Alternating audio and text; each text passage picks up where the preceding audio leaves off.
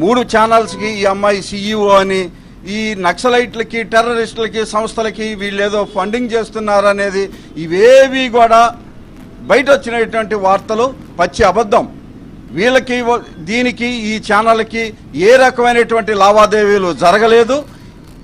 ఈ అమ్మాయి కూడా 7-8 సందర్భాల్లో అక్కడ న్యూస్ ప్రజెంట్ చేసినటువంటి అమ్మాయే తప్ప దీనికి ఆ ఛానల్కి ఏ రకమైనటువంటి సంబంధం లేదు. ఈ రావణ్ అనేటువంటి వ్యక్తి గత 4-5-8 సంవత్సరాలుగానే ఒక ఛానల్, యూట్యూబ్ ఛానల్ అవి నడుపుకుంటున్నటువంటి వ్యక్తి. వీళ్ళకి పరిచయం దాదాపుగా 7-8-9 నెలలుగానే వీళ్ళతో పరిచయం. ఒక కంటెంట్కి సంబంధించి ఈ అమ్మాయి ప్రజెంట్ చేయాలనేటువంటి ఆలోచనని ఉపయోగించుకొని న్యూస్ ప్రజెంట్ చేయించారు. ఈ అమ్మాయికి ఆ పాత్ర అంతటితో అయిపోయింది.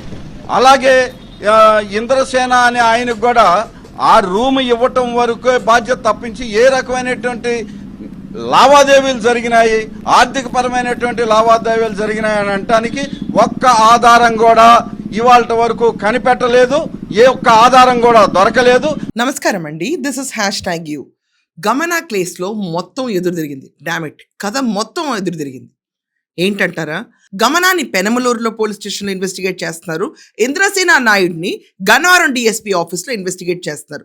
ఇద్దరిని 2 వేరు చోట ఇన్వెస్టిగేషన్ మొదలు పెట్టారు. నిన్న ఇన్వెస్టిగేషన్ కంప్లీట్ అవ్వలేదు. ఇవాళ కూడా మళ్ళీ రమ్మన్నారు. చూస్తుంటే ఈ రోజుతో పాకం మొత్తం ముదిరేదట్టుంది. ఇక్కడ గమనాతో పాటు వాళ్ళ అడ్వకేట్ కూడా ఇన్వెస్టిగేషన్కి అటెండ్ అయ్యాడు. అతనేమంటున్నాడు, అసలు గమనాకి రావణ్కి సంబంధమే లేదు, అసలు ఈ ఛానల్తో గమనాకి సంబంధమే లేదు, అసలు ఇంద్రసేన నాయుడు వెనకమాల వైసీపీ లేదు, ఇది ప్యూర్ టీడీపీ, రాష్ట్రం అంతా తెలుసు, టీడీపీ వాళ్లే వీళ్ళని చెప్పి స్టేట్మెంట్స్ చేస్తాడు.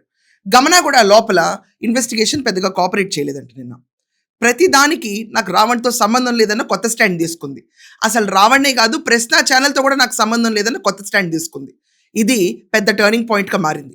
ఇది కాకుండా ఆవిడ మొబైల్స్ అన్ని లాక్ చేసి మొన్న సరెండర్ చేసిందంట. నిన్న వెళ్ళినప్పుడు పోలీసులు ఫారెన్సిక్కి తీసుకెళ్లి దాంట్లో ఉన్న ఇన్ఫర్మేషన్ అంతా తీసి బయట పెట్టి వాటన్నింటినీ ముందు పెట్టి ప్రశ్నించడం మొదలుపెట్టిన తర్వాత నీళ్లు నమిలేశారు ఇద్దరు. ఇంద్రసేన నాయుడు, గమన ఇద్దరిని 2 వేరు చోట్ల పెట్టారు. ఈ ఫోన్లో చాలా చాలా అభ్యంతరకరమైన వీడియోలు బయటకు వస్తున్నాయంట. ఇంకా అవేంటి, ఎలాంటి అభ్యంతరకరమైన వీడియోలు అన్న విషయం బయటకు వెల్లడించట్ల పోలీసులు. కానీ చాలా షాకింగ్ వీడియోస్ మాత్రం బయటకు రిలీజ్ అవుతున్నాయి. ఈ షాకింగ్ వీడియోస్ కంటెంట్లోకి వెళ్తే ప్రశ్న రావణ్ ఫోన్లో రిలీజ్ అయినంత డర్టీగా ఉంటాయా, లేకపోతే ఎవరైనా థ్రెట్ చేసి బెదిరించి మనీ ఎక్స్టార్షన్కి సంబంధించిన వీడియోలు ఉంటాయా? ఇది ఇక్కడ పెద్ద క్వశ్చన్ మార్క్. ఎంత లేదు, నాకే సంబంధం లేదని గమన అన్న పోలీసులు ఇన్వెస్టిగేట్ చేసిన రిపోర్ట్స్ అని తన ముందు పెట్టినప్పుడు తను నీళ్లు నమ్మటం మొదలు పెట్టేసింది. ఎక్కడ తన ఇన్వెస్టిగేషన్ కోఆపరేట్ చేయకపోతే కస్టడీలోకి ఫోర్సిబుల్గా తీసుకోవాల్సి వస్తుందని పోలీసులు భావిస్తున్నారు. ఇవాళ శనివారం, ఒకవేళ ఇవాళ కస్టడీలోకి తీసుకుంటే సోమవారం దాకా బెయిల్ రాదు. గమన, ఇంద్రసేన నాయుడు ఇద్దరికి ఉచ్చు గట్టిగా బిగుస్తుంది. మనం చూసుకుంటే గమన ఫోన్లో ఏముంది, గమన వెనకమాల ఎవరుంది, అసలు ఏ పొలిటికల్ పార్టీ క్లియర్గా ఈమెను ఇన్ఫర్మేషన్ బయట పెట్టకూడదని చెప్పి ఆమెను సపోర్ట్ చేస్తున్నారు. ఫైనాన్షియల్ ఫండర్ ఎవరు, ఇది కుల మత విద్వేషాలు ఆంధ్రప్రదేశ్లో రెచ్చగొట్టాలని ప్రాపర్ స్క్రిప్ట్ తీసుకుని ఎందుకని ఇంత డ్రామా ఆడిచ్చింది, ఇది పోలీసు ఇన్వెస్టిగేట్ చేస్తున్న విషయం. ఈమె కోఆపరేట్ చేసి లేకపోతే పోలీసుల దగ్గర ఆల్రెడీ ఉన్న ఇన్ఫర్మేషన్ మీద కేసు ప్రొసీడ్ అయితే ప్రశ్న రావణ్కి ఉపా కేసే కాదు మరో కేసు కూడా యాడ్ అవుతుంది. ఎందుకంటే ఎవరన్నా ఎక్కడన్నా డబ్బులు తీసుకుని రాష్ట్రంలో కులమత చిచ్చులు పెట్టాలనే ఉద్దేశంతో ఇలాంటి వీడియోలు కానీ, చర్చలు కానీ, బహిరంగ సభల్లో పాల్గొని మాట్లాడడం కానీ అనే విషయం బయటకు వస్తే అది చాలా హీనియస్ క్రైమ్. దానిపైన చాలా కఠినంగా శిక్షలు పడతాయి. ఇతను ఉపా కేసులో బెయిల్ వస్తుందో రాదో దేవుడికి తెలియాలి. కానీ ఇలాంటి విషయాల్లో ఇరుక్కుంటే మాత్రం ఇతని క్రెడిబిలిటీ, ఇతని ఛానల్ క్రెడిబిలిటీ, గమన క్రెడిబిలిటీ పూర్తిగా కనుమరుగవుతుంది. అండ్ ఇది కాకుండా వీళ్ళు తీవ్రమైన శిక్ష కూడా అర్హులవుతారు. గమన చాలా క్లెవర్గా స్టాండ్ మొత్తం మార్చేసింది.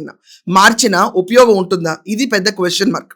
ఇక్కడ ఈవిడ ఫోన్లో చాలా మంది సోషల్ మీడియాలో రాస్తున్నారు, ఇది క్లియర్గా చెప్తున్నా నేను. ఏమేం వీడియోలు ఉండొచ్చు అంటే, ఆల్రెడీ చూసుకుంటే ఉమెన్ ఎక్స్టార్షన్ వీడియోస్, అంటే వాళ్ళని ప్రశ్న రావణ్ చూసుకుంటే కనుక వాళ్ళని బట్టలు లేకుండా లిటరలీ వీడియోస్ తీసి అతను వాళ్ళతో పార్టిసిపేట్ చేసి ఆ వీడియోస్ వాళ్ళకే పంపించి డబ్బులు ఎక్స్టార్ట్ చేసేవాడని. ఈ మొత్తం గుట్టులో ఈమె కూడా పాత్ర కూడా ఉందని పోలీసులు ఆలోచిస్తున్నారు. ఈ తరుణంలో ఒకవేళ ఈమె పాత్ర కూడా ఉందంటే మిగతా కేసులు ఈమె పైన చాలా ఎక్కువ నమోదవుతాయి. ఇప్పటిదాకా ఈమె పైన చూసుకుంటే రాష్ట్రం దేశం పైన యుద్ధం ప్రకటించడం, అంటే 147 152, 148 ఇలాంటి సెక్షన్లు ఇక్కడ అప్లై అవ్వచ్చు అని చెప్పి ఊహాగానాలు. I never know about this subject, క్లియర్గా చెప్తున్నాను. బట్ ఇది కాకుండా ఈమె ప్రాపర్ CEO ఆఫ్ ప్రశ్న ఛానల్ అని పోర్ట్రే చేసుకుంది. రావణ్ కోసం ఈమె పోరాడింది. చివరికి నాకు రావణ్ ఎవరో తెలియదని చెప్పి జంప్ అయిపోతుంది. మరి చూడాలి ఈ రోజు గమనాన్ని ఆమె ఆన్సర్స్తో పోలీసులు హ్యాపీగా లేకపోతే రీఇన్వెస్టిగేషన్ దెబ్బకి ఈమెను కస్టడీలో ఉంచుకుని ఇన్వెస్టిగేట్ చేస్తే కథ మొత్తం మారుతుంది. ఇంద్రసేన నాయుడు మాత్రం వైకాపాకు చెందిన అనంతపూర్ క్యాండిడేట్ వాళ్ళ సొంత బ్రదర్. అతని వెనక మళ్ళీ టీడీపీ ఉందని చెప్పి వీళ్ళ అడ్వకేట్ మాట్లాడడం ఏంటో చాలా షాకింగ్గా ఉంది. రాష్ట్రం అందరికీ వైసీపీ అతననే తెలుసు, కేవలం ఇతనికి మాత్రమే తెలియదని నా ఆలోచన. దీని గురించి మీరేమంటారు? అసలు గమన ఫోన్లో పోలీసులు కూడా షాక్ అయ్యేంత వీడియోస్ అంటే ఏముండొచ్చు అంటారు? దీనిపైన మీ ఒపీనియన్స్ ఖచ్చితంగా కమెంట్స్లో రాయండి. That's all for now. Thank you.